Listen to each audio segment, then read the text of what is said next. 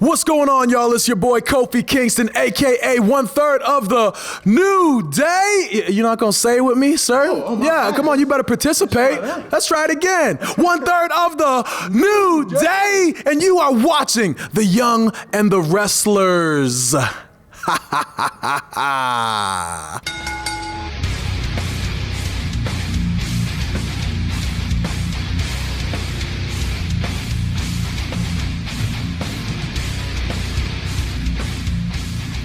Welcome to The Young and the Wrestlers, the Pop Culture's WWE podcast. I'm one of your hosts, Ryan Betson, alongside...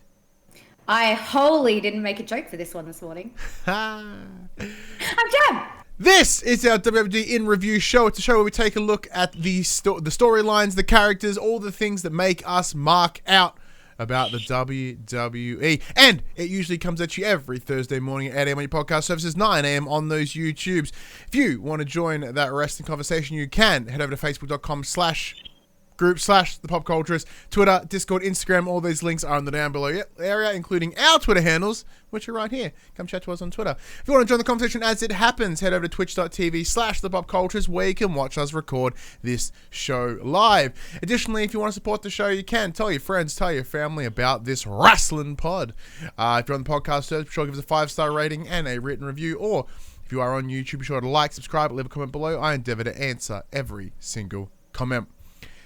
If you want to support us financially, you can. Patreon.com/the Pop Culture, as well as our merchandise store, popculture.com/shop, where you can buy shirts and other assorted shit with our logos on it. Now, I said it before we started the show, Jen. And I'm going to say it again right now. You're looking fucking mint today. Thank you. I washed my hair. I did a full face of makeup. I had a really good day, actually. Around watching the shows, I did a lot. So feeling very energized, very ready to go, considering I only slept 2 hours. So not bad. See, the thing is, I wash my hair and it looks like this. Like, you and I have, I don't know, we must use different product or something. I do use like salon quality hairstyling stuff. But so. I also think the base that we work with is very different.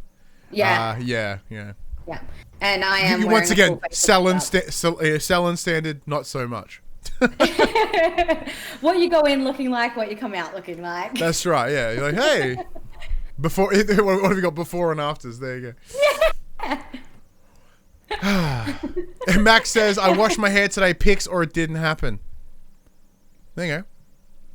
My hair's actually damp right now, which means. I was going to say, you sure not just sweaty because it's hot? It is very hot and sweaty, hence why I had a shower before I started. However, the best thing about this is because my hair is very naturally quite curly, my hair will dry as the show progresses, which means it will get fluffier as the show progresses. And I will end the show with a sweet Seth Rogen, Jonah Hill-esque Jufro, and it's going to be horrid, and I'm not looking forward to it at all. Nah, it's great. Don't even. I hate it. I hate it so much. Nah, it's amazing. How apart from that, how's the things?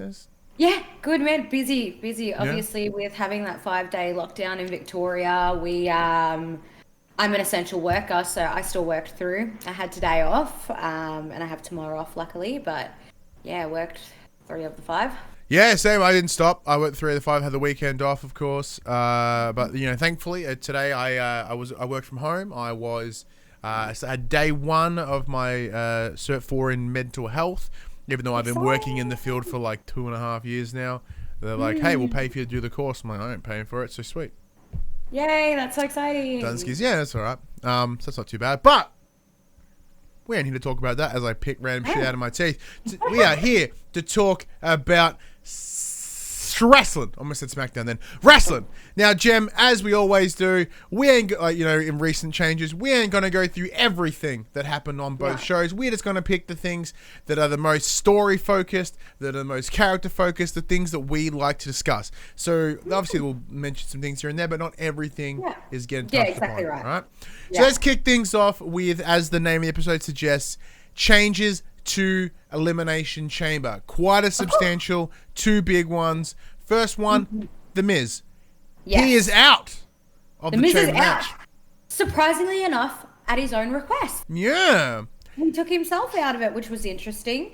I mean, smart move. He's got the Money in the Bank contract. He shouldn't have to fight for the title. He's got an opportunity to take it whenever he wants. Yeah, so like, he has no need to be in the chamber. He can sit outside the chamber and just fucking wait.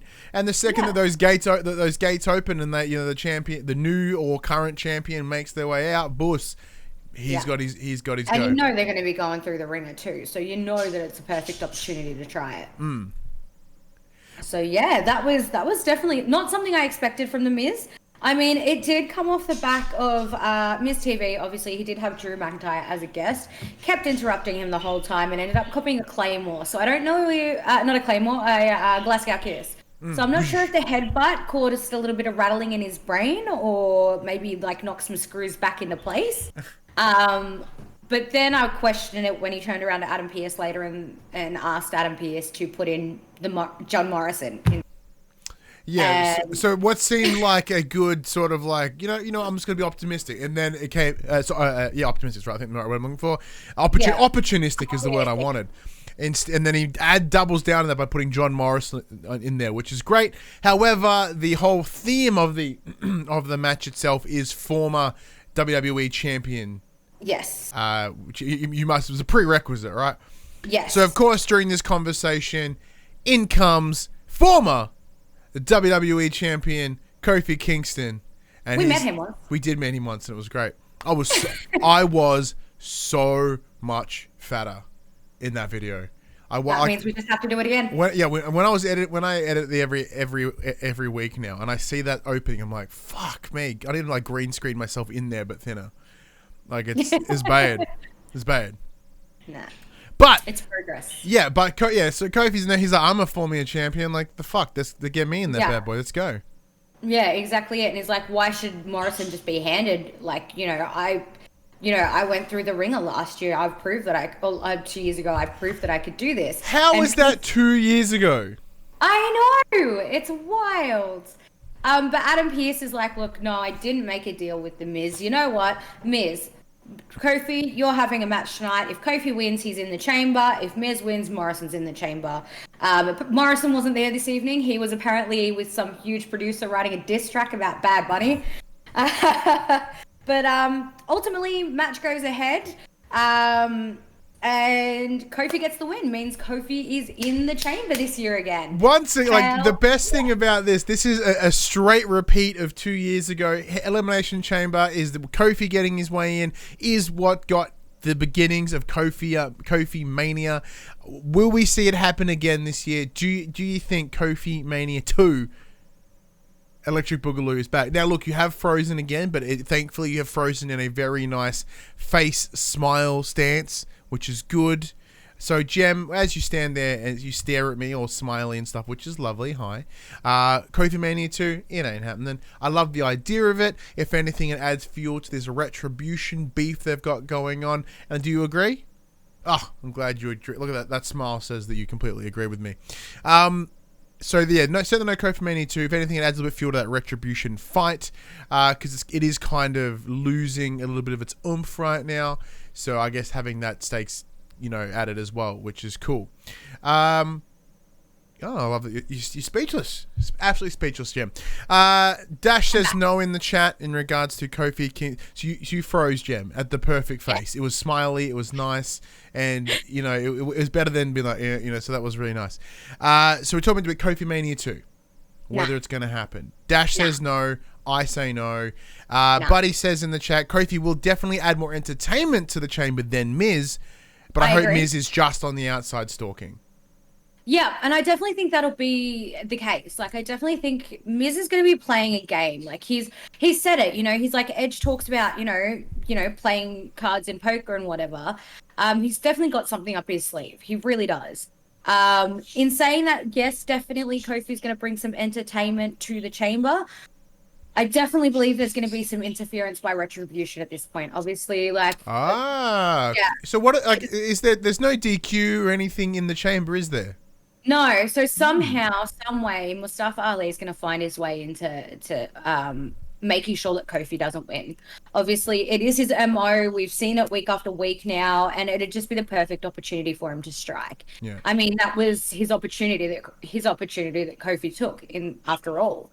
So, yeah, I think I definitely don't think that Kofi's going to win it. But no, I agree that there will be some Miz stalking and most likely some Mustafa Ali. So shout out once again to Xavier Woods when they were talking to Adam Pearce. He makes comments about Adam Pearce being incompetent because he still hasn't given him his match with Reckoning. Yes. Xavier is beating that drum. He will fight Mia Yim, and I'm looking forward to it. I love it. He keeps going. That's so good. But yeah, so with Kofi getting in, this leads into later in the night, there is a gauntlet match to decide the number, like the last entrant in the gauntlet match, in the Elimination Chamber, the last person to exit the pod into the match. So it starts with AJ Styles and Omos facing Kofi Kingston. Kofi does get the win. That's after Omos is kicked out because he straight yeets Xavier Woods by the throat without effort. Woods is taunting AJ, gets thrown out. Obviously, that's AJ's loss there. Straight afterwards, no, other way around. I'm pretty sure AJ got Kofi out because obviously Kofi had that match earlier in the night. Yeah, yes. So AJ got Kofi out with a phenomenal forearm. After talking some shit earlier in the night. I don't know, I didn't even listen to him at this point. And then Drew McIntyre comes out second because obviously he's in the chamber match as well. And he takes out Styles with a Claymore kick, and then the same to Jeff Hardy, and then Randy Orton comes out. Now, earlier in the night, Randy cut a promo, and then straight after, we see Alexa Bliss doing the ashes to ashes, dust to dust. He was fire, got rid of him, and he will be reborn. And like then, a phoenix. Yeah, she's sitting in a pentagram in a summoning circle. So she's clearly summoning something. Her eyes are white as hell. It's doing it for me. Just saying. Oh yeah, it was good. Fan. And this led into during right at the start of the match, basically, Randy Orton and Drew McIntyre. The venue shuts down, and then Alexis Bliss's face is just plastered everywhere, and she's laughing and waving, and all you can hear is laughing and waving in darkness, and her face all over the screens everywhere in the Thunderdome. And this distracts Randy long enough to get the 10 count. He is counted out. As he tries to climb back in the ring, gets Claymored.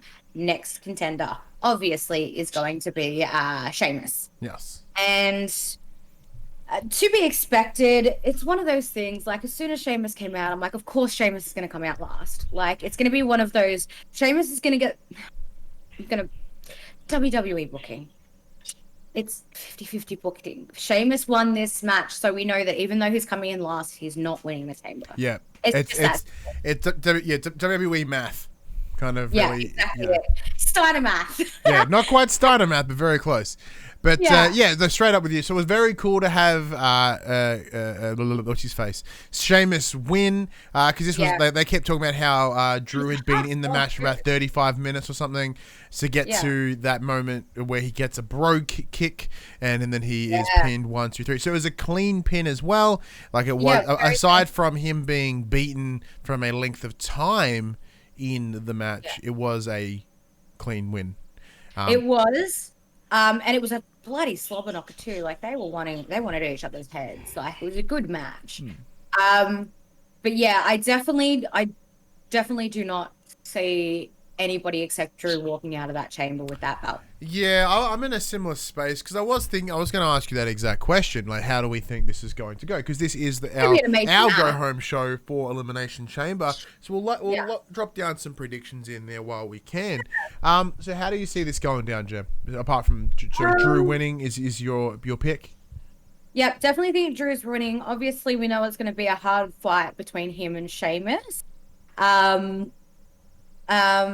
Look, honestly, I think it's going to be another AJ Kofi start just for the entertainment factor to get everybody going, to get the match going. It's just the logical answer. They're both phenomenal superstars when it comes to technical ability. Pun intended. We know that Kofi's going to be all over, climbing all over shit and stuff like that. And with Omos, obviously, he's going to be on the outside. And then we're definitely going to see Retribution. It's just a given. I'm sure Woods will be there as well. And I wouldn't be surprised if E's there cheering him on as well because, E's going to be there as well. So, yeah, I definitely think that's the way it's going to go. As far as pod entries, I wouldn't be able to call it. I probably think it'd run similar to how we saw the gauntlet match go, to be perfectly honest with you. But yeah, all I know is it's going to be one hell of a fight between Drew McIntyre and Sheamus, but Drew will retain. Yeah, I'm in a similar boat. I do believe Drew will retain as well. However, if we look at this in another way, right? We've got two matches ahead of two pay-per-views ahead of Mania. So we've got this one, then presumably Fastlane, then Mania. Yeah. So I've been trying to think how we're going to get Edge involved. So, look, I know you've dozing off. I know you're sick of hearing about the Royal Rumble and its winning, Jem. Don't need to go to sleep there. She's frozen again. How do we get Edge involved? Now, if the theory that I have is correct, is that Edge will be retiring at WrestleMania.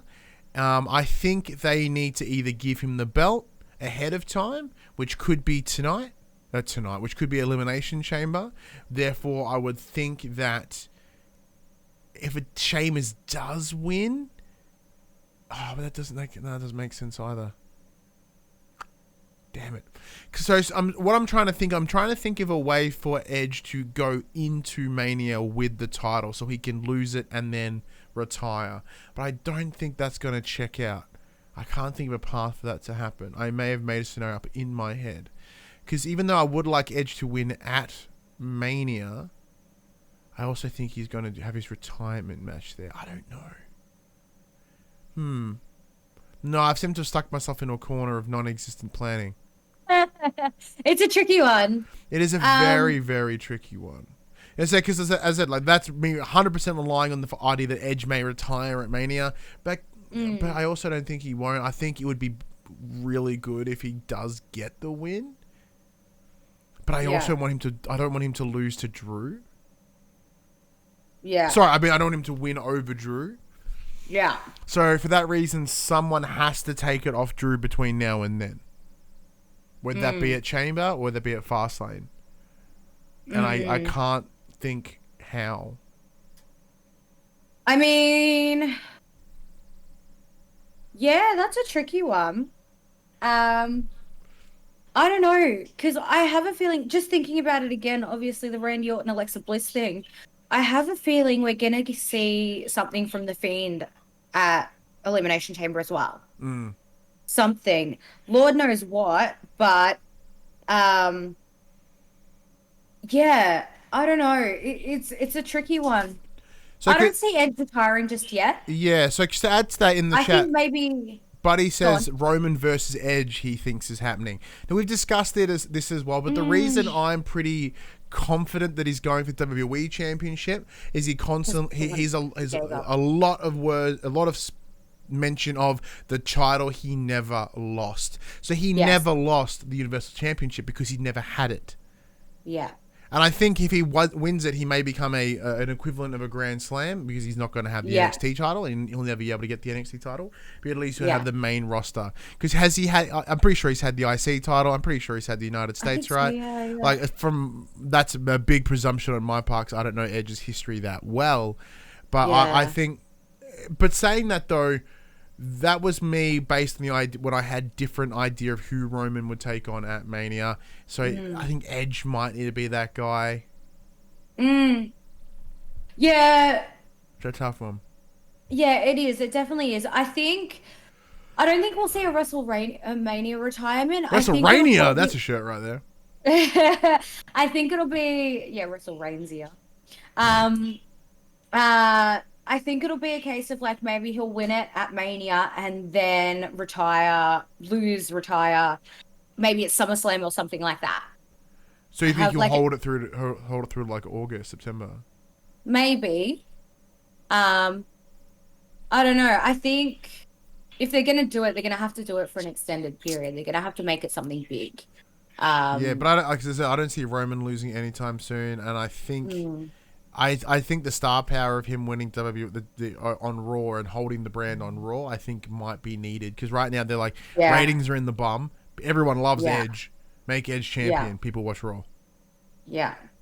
Essentially. Yeah, it's a tricky one. Anyway, if you are watching Raw, things are fucking weird. Want to know why? Yeah. Because Lacey Evans is fucking pregnant, apparently.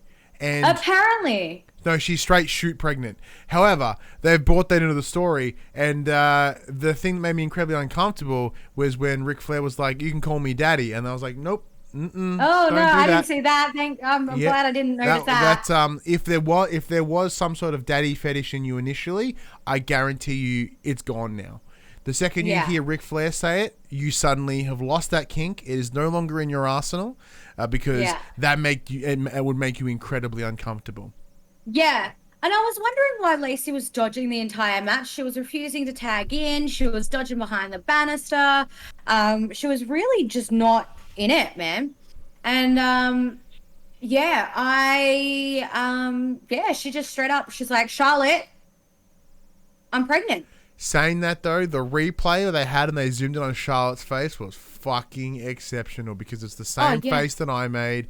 I was watching it with Craig and through Discord, and he too had the exact same face. It's almost like Charlotte, Craig, and I all had the exact same face at the exact same time of like, huh? And it was brilliant. Yeah, it was. So it's fucked. I can't. I'll let you go. I don't even know what to do there. Shit. Everybody's getting knocked up. The hurdle is that Lacey's supposed to be facing Asuka at Chamber. Well, yeah, that's one of the other changes. That match obviously can't happen. What's going to change? Who's going to come in between now and Chamber? Like, exactly right. There's no more shows to announce, and then just announce it on the day, I guess. Yeah, who knows? It's that's a hard one. Let's put Peyton in there, I guess, taking L. Yeah, who knows? I don't know. I feel like maybe Asuka might take up some beef with Charlotte on the night, and that'll end up leading into Charlotte versus Asuka. Might bring those plans forward, you reckon? Yeah, I think, maybe Asuka's just going to crack the shits about this whole debacle. And, I lost, I was supposed to be defending tonight. It's your fault that I'm not, like, something like that. And then it'll end up being Asuka versus Charlotte. That's sort of the only way I can see it going. Yeah, see, the thing that I do not like about this is they spent so much time on Raw Talk and Raw last week discussing and with Rick's promo about how it's not a sexual relationship, it's entirely business relationship. And then they go, it's sexual now. Yeah. Like, granted, obviously she can't compete if she's all fucking pregnant, but it's weird. Like, when they claim that she got injured or something, like, go that route. Yeah, exactly. Yeah. But VKM, like, he loves to fuck it up real bad. It's a fucking weird one. It's weird. It's soap opera as fuck. We should be all about it. But the idea of Ric Flair maybe impregnating someone makes me really uncomfortable. I mean, at the same time, like, I watched Mae Young give birth to a hand. Yeah. That was supposed to be Mark Henry's kid, so... And then, of course, there was, like, Kane trying to bang a dead person at one point. Oh, yeah, and then there was Lita's pregnancy and the Gene Snitsky punting the baby and shit like a doll, and there's been some dumb shit. So honestly, in the grand scheme of this isn't that far-fetched. But it really does. I think what gets us is they've just doubled back on that whole it's purely a platonic relationship, and now suddenly it's not. Speaking of babies, though, we did see the return of Seth Rollins. Return of the old Burn It Down tunes. Big thumbs up for me on that one. Huge. I was excited. He came to the ring. Everybody was surrounding it. It sounded like it was going to be amazing. Comes out and he's like, I'm now the father of the most amazing, perfect little girl. And, while I was away, a lot of things changed, mostly me. And what's changed is you'll need to get on my level. And basically he just went on the same whole vision spiel. Yeah, so this is the exact same, well, very similar rant that he had when he came out as the Messiah, except this time he got so into it, he turned around and everyone left. Yeah, he was so into it. Yeah, because it was dark. It was only the lights on him. Everybody left. The only person that was there was Cesaro. And he's like, I knew it. If anybody was going to listen and see the vision, it was you, Cesaro. And Cesaro's like, mate, you haven't changed at all. And this really pissed Seth off. So Seth beat the living crap out of Cesaro. Like, he had a little gash on his head and everything. Daniel Bryan obviously came out to the rescue because they are a tag team at the moment and they were competing later in the night.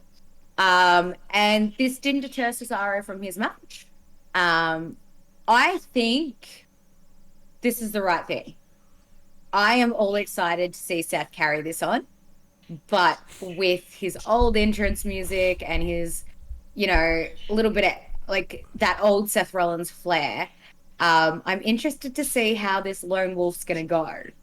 Yeah, I'm in a similar boat. I think it's good, so at least from a wrestling perspective, it'll be very good.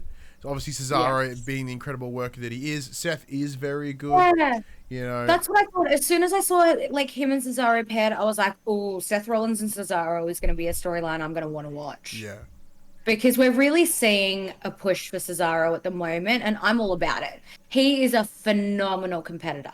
Phenomenal. He's just one of the best at it at the moment, and he really doesn't get utilized the way he should. And I'm all for, I'm down to see Seth Rollins versus Cesaro. That would be mad. Especially after seeing Cesaro and Daniel Bryan versing the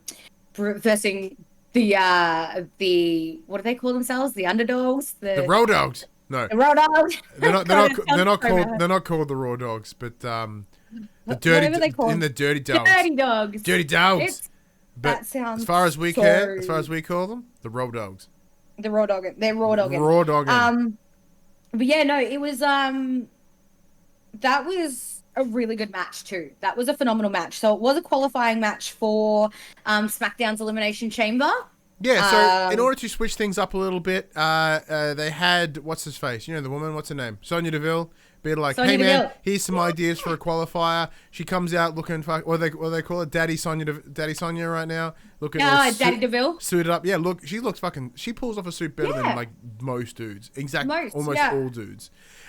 She comes out, she's like, look, hey, Adam Page, I have these ideas, and Adam Pearce. Sorry, what'd I say? Page. Oh, whatever. Adam, that guy. They're like, hey, man, I have these ideas. He's like, oh, that's a great idea. He's like, cool, I've already done it. And I'm like, what if we do this? Yeah, that's a good idea. Good, I've already done it. I love that. Yeah, that's great. So the idea was that people would be tagged up. They would then get into a match, and the team that would win would then be the two competitors that would enter the chamber. Yes. So this was the second qualifying match of the night, and it was Ziggler and Rude versus Bryan and Cesaro. And earlier in the night, we did see a win from Sami Zayn and Baron Corbin, which we'll touch on. But they come to the ringside as well while Roman Reigns and Heyman are watching on. It's a killer match. Absolutely phenomenal. Ultimately, Cesaro tapped out to the Dolph tapped out to Cesaro's sharpshooter. And then chaos. Everybody came out. So earlier in the night, we found out that Zayn and Corbin would be in the match. We should also mention that this was after a conversation at the start of the show where what's his fuck got in Adam Roman Pearce. Reigns' I was going to get to that. Yeah, Adam got into Roman's face, was like, hey, we're doing the exact same thing that Raw's doing. And Roman wasn't happy with that. Yeah, Roman basically was like, well, actually, that's not what's going to happen. What's going to happen is you're going to have an Elimination Chamber match, and the winner of that Elimination Chamber match will immediately compete against me. I will defend my title. I will defend my title at Elimination Chamber, not in Elimination Chamber, said Paul Heyman. Yeah, coming up with sort of the contract. Yeah, exactly right. Yeah. So in this, Adam Pearce is like, that's fine, but instead of having everybody qualify, I'm going to put in two people that I think should just be in the match. They deserve it. They're amazing superstars. They've earned it already. They don't need to qualify. Number one, Jey Uso. Of course. Got to throw a spanner in the works there, Piercy. And then number two, Kevin Owens. Hell yeah. So obviously Reigns got way up in Pierce's face, and Pierce actually stood up to him, which is awesome. And even Sonya was like, way to stand up to Reigns. Roman got into his shit. Oh, it yeah. was awesome. And like even He's Heyman was like- like, you got him, man. On your time, back up. But he is Yeah. like, so what we're seeing is a lot less control compared to say how Heyman had control over Brock. Like, you know, Yes, there's a little definitely. bit more freedoms in Reigns And right not now, I just guess. that, we're seeing a bit more like Pierce has been through the ring with Reigns, so he's got nothing to be afraid of. He's been there, he's seen it, he's done it. So, you know, we're seeing him being a bit more of a stand-up official now, and we're seeing the cracks in Roman Reigns. He's realizing that he's not in charge. He is not the one running the show. He's not putting food on everyone's table. Well, I think it goes the other way. I think his ego is getting to such a point now where this is what it's coming down to. The idea that Edge isn't coming to his beck and call. The idea that Adam Page is circumventing him. Yes. Oh, fuck no, it's Hangman Adam Page, right? Hangman Adam Page. He's come across and he's just booking Raw and SmackDown. Sorry. And he shaved his head. He looks real weird. Yeah, it's noticeably less cowboy shit. Yes, Yeah. Adam Pierce, old Pierce dog. Yeah. The Piercer. Yeah. So the Piercer. Piercer, the Piercer comes, you know, and I like that, right? Because it's like, the Piercer can't, this is still laying down the law. Roman is not liking this, and this is destroying him right. Like, this is getting right in his fucking ego. Yeah, it's hitting That him is right mad. where it hurts. Yeah. So Sonya Deville did make the 2 matches for the night. So the first one was that was the tag team match of Rey and Dominic Mysterio. Finally, we're seeing them properly tag team together. I love it. And like seeing Dominic piggyback Rey down the ramp was just the cutest thing ever. I was like so cute. I watched it like 3 or 4 times. So I was like, that's so cute. And they were facing Sami Zayn and King Corbin, and obviously, like, Sami goes on his tangent about how it's conspiracy and he shouldn't have to, and neither should King Corbin. We should just automatically be in there. That's true. There is that claim that they should be in there. Now, going into this match, as you've frozen in absolute shock, Jem, of this match, I would agree with you that I knew the outcome of this match going in. I was pretty confident that Rey Mysterio and Dominic would not win, with the reason being that I don't see Dominic getting in the chamber. I don't see Dominic going for a Universal title shot right now. So for that reason, I was similar to yourself in your complete shock face that what's his fucking name? Baron Corbin and Sami Zayn were getting in there. Sami Zayn is probably the weirdest choice in there, but Baron is fine. He always seems to get himself into title shots. So yeah, I'm not mad with that at all. Nice. I in saying that as well, I don't think that I could see Rey Mysterio going up against his son Dominic yet. Not yet. That's way too soon for something like that to happen. So it was a given that they wouldn't be winning this match. I think it was just a little showcase of them as a tag team because they worked phenomenally. Like Dominic's really got his groove now. He's really moving real fast. I mean, apart from absolutely racking himself on the announce table when he did that suicide dive, he's really got a hold of himself really well. So I definitely see a really good thing happening there. But ultimately, at the end of the second qualifying match, once Cesaro and Brian won, Jey Uso rocks up with a chair and attacks Cesaro, and then Baron Corbin and Sami Zayn start attacking Daniel Bryan, and then obviously KO ends up coming out and like just stunners everybody, like 1, 2, 3, 4, 5, and then he sits on the chair and he screams into the camera, "I hope you're watching, Roman, because I'm not going anywhere. I'm coming for you, and I'm not going away." Yeah, fucking credits. It was mad. Oh, beautiful! It was perfect. I'm all for it. I think it's going to be a really good Elimination Chamber match. That's certainly true. The competitors alone should make it pretty fantastic. Yeah, definitely. It's going to be one hell of a match.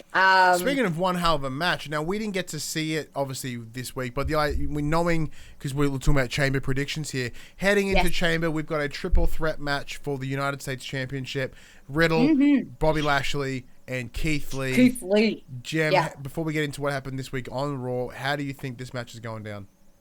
This is gonna be a difficult one. I definitely see Riddle and Lee teaming up against Lashley. It's gonna have to happen. The way Lashley's been taunting everybody and attacking them like at his own whim, it's just a given that there's gonna be that alliance there. Yeah. I honestly, I want to see Lee walk out with it. Yep. I think that's a smart move right now. But I'm not sure. Yeah, I see this going a number of ways. Now, Riddle is there to eat a pin. Oh yeah, guaranteed. That's the easiest way to look at it. He's going to get pinned and this at some week proved point. it. Yeah. And this week proved it with once again him getting full Nelson out on the ramp. Either Bobby, because he got the win from the floating blow on floating bro. Yeah. Oh yeah. So either way, he's going to eat a pin from Bobby, and then Keith will be like, you didn't beat me, and then they'll get another match. Or other way, Keith gets the win, and Bobby's like, that's bullshit. I didn't lose it to you. Yeah. Yeah. So either way, I think there will be a secondary match after this between Bobby and Keith. Is my prediction. And I think that's a good way to do it too, because again, they're just powerhouses. They'll put on a hell of a match. Yeah, after seeing that giant pick up and drop from Bobby onto Keith last week, it makes me excited to see. Because in terms of this match itself, there's not really a lot to talk about. It was mostly just a little bit of something heading into next week. But I just want to talk about Triple Threat. Showcase match. For me, Keith coming out at the win here is the best possible outcome. Whether it will be that, definitely. I don't know. Yeah. No, I agree. I think I think it's going to be a good match no matter what. Like, they're all really good at what they do. But yeah, I definitely want to see Keith walk out with the win, for sure. It's a tough one. I mean, it'd obviously play into the whole Hurt Business story here as well, of like them falling apart. Like, I feel like Lashley losing the title will cause a break in the Hurt Business as well. And I feel like it'll end ultimately, like, they're really not doing that much. I feel like it'll ultimately end in the disbandment of them at some point. I think, Cedric and Benjamin, they did all right together this week, but I don't see them staying a cohesive unit. And then I think once they lose all the gold, they're going to lose all their faith in MVP, and then they're just going to go all their own separate ways again. So I think it's maybe a stepping stone into that final disbandment, but I definitely think that's going to happen for sure. Yeah, and I think you're on the right page there. I think that's certainly where it's going to head. Yeah. Side note, speaking of disbandment though, did you watch Takeover this week? I haven't, no, but I did see that snippet of Adam Cole, baby. Giving Kyle O'Reilly a big kick. Undisputed Era looks to be split. Yeah. Ooh. Does that mean Adam Cole comes to main roster? Oh, I'd love that. I'd say this random person says yes. Yeah. We did see a little bit of Braun Strowman this week too, obviously cracking the shits about why he wasn't in the chamber match. Yes. Adam Pearce is like, I was just given a directive from Shane McMahon that I was to fill the match with WWE champions. And he's like, I'm a former Universal champion. Like, I get that? That's different, motherfucker. Yeah, I love that. Yeah, that's Universal, not WWE. And he's like, well, you can go tell... He's like, I'm just the messenger man, don't shoot me. And he's like, well, you can go tell a message to Shane McMahon and tell him that he needs to fix this, or otherwise there's going to be a problem. So I'm excited for that. I want to see Braun Strowman versus Shane McMahon. Fuck yeah. Well, that's the thing. Well, Shane hasn't, he haven't seen him in a little while, and I think Braun Strowman could fucking kill him, and that's amazing. Oh, yeah. And I think that'd be amazing. Great entertainment. Shane's notorious for, like, getting himself murdered in matches. Yeah. So bring it on. Just get fucking bumped super hard. I'm in. Oh, yeah. Do it. Like what I love about Shane McMahon is he is so happy to eat an L in extraordinary ways. Like, yeah, we've seen, Braun flip ambulances and just throw people in his shit. Doors off cars. Yeah, and like if he just happens to, rip the sweat off Shane McMahon, I'm in. Yeah, I'm down for it too. But yeah, that was a nice little nod to see there as well. Also, I'm just going to touch on this because I think it's hilarious. For some reason, they're still hanging on to this Bad Bunny thing. So Mandy Rose was flirting with Bad Bunny. She's like, "Can I get one of these shirts for my girl Dana Brooke?" And he's like, "Yeah, baby, yeah." And Damian Priest comes up and he's like, "Hey, man, like, congratulations on SNL." They go to get interviewed, and there's an interruption of R-Truth getting pinned by Akira Tozawa, who wins the title. And I'm frozen again? No. Oh, I've frozen this time. You've God frozen. damn it. Technical difficulties. Fun times at the podcast. But yeah, so as Tozawa's backing up, holding up the title, he runs into Damian Priest, who slams him into the stage box, and he's like, "Dale, come on, do it." And like Bad Bunny's like, "Stop it!" He jumps down. 1, 2, 3. Bad Bunny is our 24/7 champion. So they obviously run off. He's like, "Come on, you're a champion. Let's go." And R-Truth's just like, "Hey, DP, make sure you look after my baby and tell that person from SNL to start taking my calls." I didn't hear the name. Laura Michelle, maybe? I don't know. Yeah, something like that. Because they did a little bit of shameless NBC promotion this week after the acquiring of the network for NBC's Peacock, which includes a little documentary. Oh, you may not have seen this in the version that you watched, but there was an ad for this upcoming series about The Rock. Oh, yeah, Young Rock? Yeah. Yeah. That looks mad. Yeah, interesting. Hey, I'm super stoked on that. It looks dope. Yeah, that looks really cool. But yeah, so we've got a new 24/7 champion at the moment. What else? There's not much else more to talk about. Yeah, we've kind of hit all the big beats here. We what else we got? There was a little bit of so we did see Jackson Baszler on both shows, obviously. Mm-hmm. And Nia Jax, like, what happened was Banks had come to the ring. She'd done a little bully with the Street Profits because the Street Profits won a match that they won against Otis and Gable. And she comes down to the ring and she's talking about how she like respects Bianca Belair, and she's like, you know, she's like my big little sister, and you know, if she wants to be the EST, she needs to face ME. It's that simple. And Bianca comes out and she's like, "I see you, Sasha. I see you. But no." And Nia Jax and Shayna Baszler come out sucking. They're like, "Yeah, like everybody's talking about Bianca Belair. What about us? We got our championships for the second time. What about us?" And it ends up like Sasha's like, "I knew you guys were coming. I heard a little chatter about you guys being here, so I got you here. Have a look at this." And it's basically Shayna. It's a video of Shayna taking the L. Followed by Shania, followed by Nia Jax as a whole. Yeah, by Nia taking the loss and getting put through the table by Lana. And like, she's like, "Oh no, that's the wrong video. This one." And Nia's like, Don't you dare, Sasha." And they still played it anyway. And obviously, like, crack the shits. There's a little bit of a scuffle. Belair and Banks are the last ones there. I give Banks credit. She did some Dawson in some heels. I was like, damn, me too, thanks.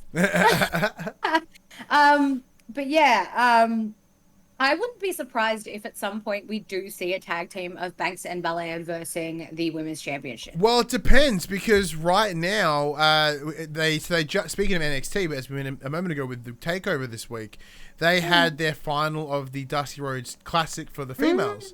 The winners being Dakota Kai and Raquel. So they get a shot at the championships. They do. And that would be fantastic. Yeah. Yeah, so I would have really appreciated if, because they were versing Ember Moon and Shotzi Blackheart. Great match, by the way. I really would have loved it if it went to Shotzi. I think Shotzi's fantastic. And Ember's obviously great too. But I kind of like where they're going with here. When I presume that title match will take place on NXT, which would be cool. I'd love to see Shayna take an L at NXT. Yeah. I mean, she got the win this week, so it's coming. Another L's coming for her. She got a win over Lana this week. Thanks to a distraction from Nia Jax attacking Naomi ringside. So yeah, an L's coming for Jax, for Jackson Baszler, and yeah, that would be cool. There's also, I'm sick of this already, and apparently it's not stopping anytime soon. But Big E came out to issue an open challenge for his Intercontinental Championship. Apollo Crews came out and he's like, "Crews, anyone but you. We're done. I'm behind this." There's small detail here that I really love, but yeah, the spot on. They're like, "It's not you, man. Go backstage. Go to catering." And then they bring the mic down, but it's close enough to hear, and Big E's like holding his ground. He's like, "No, go back." yeah, go back. Like, and Cruz was like, I'm not going anywhere. Like, I'm not. And so Shinsuke ends up answering the challenge. Shinsuke takes the loss because Apollo Crews attacks Big E. So yeah, no, like you've had your time, Cruz. Give it up. I'm done. But at the same time, it's kind of like, who else is there for Big E at the moment? That's right. So it's a tricky one. And yeah, I think that's everything. Pretty much it. There's not a whole lot. Even going into yeah, sorry, go ahead. I was going to say, it was very lackluster. It left me wanting more this week. Like, I just felt like there just wasn't enough. So SmackDown didn't really feel like it achieved a whole lot. Like, it did bring some things forward, but also at the end, at the end of it, I was watching with once again with Craig, and I went, I don't feel that anything's happened. Anything's changed, anything alters, it's just happened. No progression. Yeah. Yeah, and Raw itself, it wasn't horrid, but it wasn't like it's that final hour. It just really takes all the wind out of you. It really fucked with you. So that was okay, sure. It was fine. I mean, that last hour was primarily that gauntlet match too, though. Yeah, and that was cool, but it just feels like such a slog. Yeah, and I think that's what it was as well, is because it took up such a large portion of that show. It really did feel like a bit of a slog. Yeah, and like they've only announced essentially the two chamber matches, the women. So there's 4 matches announced this right now, and one of them we don't even know who the new competitor will be with Lacey Evans out. So it's just we don't know. Like, we can't even sit here and predict the card because it won't change and it won't be locked into either of the day or maybe after SmackDown. I would presume the IC title's in there at some point. Maybe Shinsuke versus Big E as a sort of because of the DQ loss.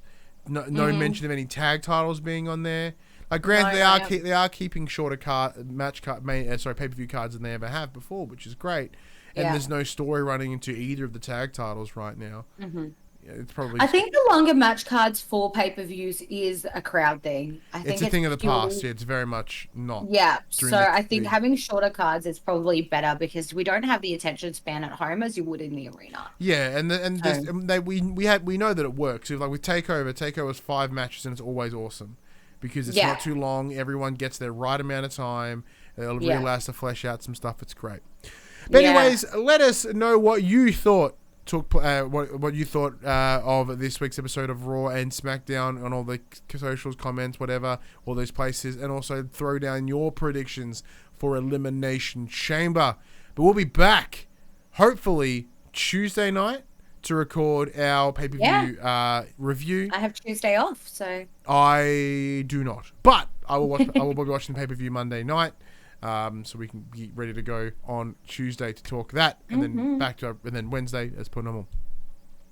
This has been our WWE Raw WWE review show. We take a look at the storylines, the dramas, the characters, all the things that make us mark out about the WWE, all the things that no one else wants to talk about when it comes to wrestling. It comes at you every Thursday morning at 8 a.m. on your podcast services, 9 a.m. on those YouTubes. If you want to join that wrestling conversation, you can. Twitter, Discord, Instagram, all those links are in the down below area, including the ones under our faces. If you want to support the show, if you want to join the conversation live, you can. Twitch.tv/thepopcultures. Get in the chat, become part of the show. If you want to show your support for the show, tell your friends, tell your family about this wrestling pod. In iTunes, 5-star rating, written review, bang, bang, bang. If on the YouTubes, subscribe, like, leave a comment below. I endeavor to answer every single comment. And if you want to support us financially, you can. Patreon.com/thepopcultures, as well as our merchandise store, popculture.com/shop, where you buy shirts and other assorted shit with our logos on it. Oh, yeah. But until Chamber, I'm Ryan Betson. And I'm Jem. See you then.